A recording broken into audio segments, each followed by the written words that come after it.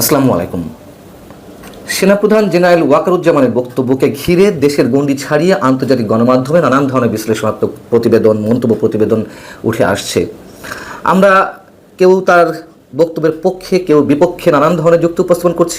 আমরা যারা কথা বলছি বিভিন্ন মাধ্যমে, তাদের অভিমতগুলো তো জানার উপায় আছে, কিন্তু যারা সাধারণ মানুষ, আমি মনে করি আমরা যারা কথা বলছি তাদের চেয়েও এই মানুষগুলোর মতামত অনেক বেশি গুরুত্বপূর্ণ। তারা কি বলতে চান সেই জায়গা থেকে আমি আমাদের ইউটিউব চ্যানেল মানচিত্রে একটি জরিপ চালিয়েছি, বোঝার চেষ্টা করেছি সাধারণ মানুষ কীভাবে তার বক্তব্যটিকে নিচ্ছেন। তো সেই জায়গা থেকে আমি একটা প্রশ্ন রেখেছিলাম। প্রশ্নটা এরকম যে সেনাবাহিনীকে অন্ধকারে রেখে বিভিন্ন সিদ্ধান্ত নেওয়া হচ্ছে, মব ভায়োলেন্স আর সহ্য করা হবে না, বিদেশি স্বার্থে করিডোর নয়, ডিসেম্বরের মধ্যেই জাতীয় নির্বাচন। সেনাপ্রধান জেনারেল ওয়াকারুজ্জামানের এই অবস্থানকে আপনি কি সমর্থন করেন? হ্যাঁ হলে হ্যাঁ, না হলে না। তো ভোট পড়েছে 30,000-এরও বেশি। 30,000-ও যদি ধরি, তার 86% পড়েছে সেনাপ্রধানের বক্তব্যের সমর্থনে, অর্থাৎ হ্যাঁকে সমর্থন করেছেন। সেই হিসেবে 25,800 জন মানুষ সেনাপ্রধানের পক্ষে অবস্থান নিয়েছেন, আর বিপক্ষে অবস্থান নিয়েছেন বা ডক্টর ইউনূসের পক্ষে অবস্থান নিয়েছেন 14% মানুষ, অর্থাৎ 30,000-এর মধ্যে 4,200 জন মানুষ সেনাপ্রধানের বিপক্ষে মতামত ব্যক্ত করেছেন। তো এই জরিপে যারা ভোট দিয়েছেন, যারা তাদের অভিমত ব্যক্ত করেছেন, এগুলোর কোনো কিছুই তো ম্যানিপুলেট করার সুযোগ নেই। আমাদের জাতীয় নির্বাচন যত সুন্দরই হোক, সেখানে কোথাও না কোথাও কারচুপির ঘটনা ঘটে। এই ভার্চুয়াল প্ল্যাটফর্মটিতে ম্যানিপুলেট করার ন্যূনতম কোনো সুযোগ নেই। যারা কমেন্ট করেছেন, যারা ভোট দিয়েছেন, তাদের মধ্যে দেখলাম যে খেয়াল করে 4 ক্যাটাগরির মানুষ এখানে তাদের উপস্থিতি রয়েছে। এর মধ্যে একটি পক্ষ রয়েছেন যে সেনাবাহিনী ছাড়া এই মুহূর্তে আর কারোর উপরে আস্থা রাখতে পারছেন না, তারা কারোর উপরে নির্ভর করতে পারছেন না। আরেক পক্ষ রয়েছেন যে অনেক কারণে সেনাবাহিনীর উপরে ক্ষুব্ধ, তারপরও তাদের শেষ ভরসা সেনাবাহিনী। আর একদল রয়েছেন যারা পুরোপুরি সেনাবাহিনীর উপরে হতাশ। আর আরেকটি পক্ষ রয়েছেন যারা ডক্টর মোহাম্মদ ইউনূস বা সাবেক সমন্বয়কদের পক্ষে, পারলে সেনা প্রধানকে ধরে যেমন ইচ্ছে তেমন শাস্তি দেওয়ার আকাঙ্ক্ষা তাদের। তো যারা মতামত ব্যক্ত করেছেন বা অভিমত প্রদান করেছেন, তাদের মধ্য থেকে এখানে কমেন্ট করেছে শত শত। আমি তাদের মধ্য থেকে কিছু কমন কথা নিয়ে তারা যে অভিমত ব্যক্ত করেছেন সেখান থেকে কিছু বাছাই করে আপনাদের সামনে তুলে ধরছি। আপনারা বুঝতে পারবেন যে আসলে সেনাপ্রধানের অবস্থান এই মুহূর্তে কোথায়। প্রথমেই যেমন যদি বলি, সাইফুল আলম নামে একজন কমেন্ট করেছেন, প্রথম থেকে যদি সেনাপ্রধান কঠোর অবস্থানে থাকতেন তাহলে দেশ আজ গভীর সংকটে পড়তো না, দেশে আইনের শাসন ভুলণ্ঠিত হতো না। তারপরেও বলি, দেরিতে হলেও সই, মানে সবশেষ সেনাবাহিনীর যে অবস্থান সেটা অবশ্যই ঠিক আছে।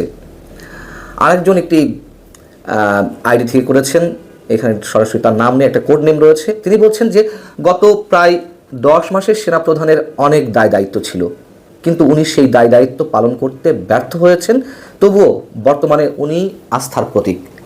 মামুন রশিদ বলছেন সেনাবাহিনী সঠিক পথেই আছে এবং দেশের সাধারণ দেশপ্রেমিক জনগণ সেনাবাহিনীর সাথে আছে এবং থাকবে। এমডি আকাশ বলছেন 100% সমর্থন করি সেনাবাহিনীকে। যারা এই ভোটটি পছন্দ করেননি বা যখন দেখছেন যে অধিকাংশ অভিমত সেনাপ্রধানের পক্ষে যাচ্ছেন, সেই জায়গা থেকে একজন লিখছেন আবুল আজাদ, এই ইউটিউব চ্যানেলটি অর্থাৎ মানচিত্র ফ্যাসিস্ট আওয়ামী লীগের। বলতেই পারেন যখন যার বিরুদ্ধে কথা যায় তখন তারা কখনো দালাল বানিয়ে ফেলেন, কখনো ফ্যাসিস্ট বানিয়ে ফেলেন। এতে আমরা অভ্যস্ত হয়ে গেছি। ফেরদৌস মামুন আরও একজন, যিনি সম্ভবত ডক্টর মোহাম্মদ ইউনূস সাহেবের কট্টর সমর্থক, তিনি বলছেন পান্না ভাই আপনি ইন্ডিয়ার দালাল। আবার সে পুরনো কথা বলতে হয়, এগুলো আমরা শুনেছি। এর আগে আমরা শেখ হাসিনা আমলে শুনেছি যে বিএনপি জামাতের দালাল, এখন ইন্ডিয়ার দালাল, আওয়ামী লীগের দালাল। এতে অবাক হওয়ার কিছু নেই। সাইফ আজাদ তিনি বলছেন এই মুহূর্তে ধৈর্যের সাথে সেনাপ্রধান তার সুচিন্তিত পদক্ষেপের মাধ্যমে একটা ইনক্লুসিভ নির্বাচনের দ্বারপ্রান্তে নিয়ে নির্বাচন অনুষ্ঠান করে একটা গণতান্ত্রিক সরকার প্রতিষ্ঠায় সহায়তা করলে তিনি বাংলার ইতিহাসে অমর হবেন। অমর হবেন কিনা জানি না, তবে এটা তো সত্য কথা, বাংলাদেশের ইতিহাসে 2 জন সেনাপ্রধানের যথেষ্ট সুযোগ এসেছিল কু করে ক্ষমতায় যাওয়ার। তার মধ্যে একজন জেনারেল নুরুদ্দিন খান, আর একজন হচ্ছেন জেনারেল ওয়াকারুজ্জামান। এখনও কিন্তু তারা মানে অন্তত আমরা তো নুরুদ্দিন খানের কথা জানি, এবং ওয়াকারুজ্জামান এখনও সেই ট্রাকে আছেন। তিনি যা বলেছেন যে অন্য কোনো কিছুর প্রতি তার কোনো ইচ্ছে নেই, সেই ইচ্ছার প্রতিফলন আমরা এখনও পর্যন্ত দেখছি। আরেকজন লিখছেন, দেশ ও জাতির নিরাপত্তা সেনাবাহিনী নির্বাচন করিডর বন্দর এই বিষয়ে পদক্ষেপ গ্রহণ না করলে তিনি জাতির কাছে বেঈমান হয়ে থাকতেন।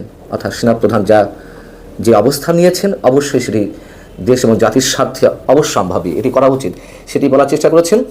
ওনার ডিসিশন ঠিক, উনি একজন দেশপ্রেমিক। মোশাররফ হোসেন বলছেন, সেনাবাহিনী সরকারের গুরুত্বপূর্ণ অংশ, সরকারের যে কোনো ব্যর্থতার দায় সেনাবাহিনী এড়াতে পারে না, এছাড়া সেনাবাহিনীর হাতে রয়েছে ম্যাজিস্ট্রেসি ক্ষমতা। এমডি শহীদুল ইসলাম নামে একজন বলছেন যে সেনাপ্রধানের এমন গুরুত্বপূর্ণ বক্তব্যের বাস্তবায়ন দেখতে চায়।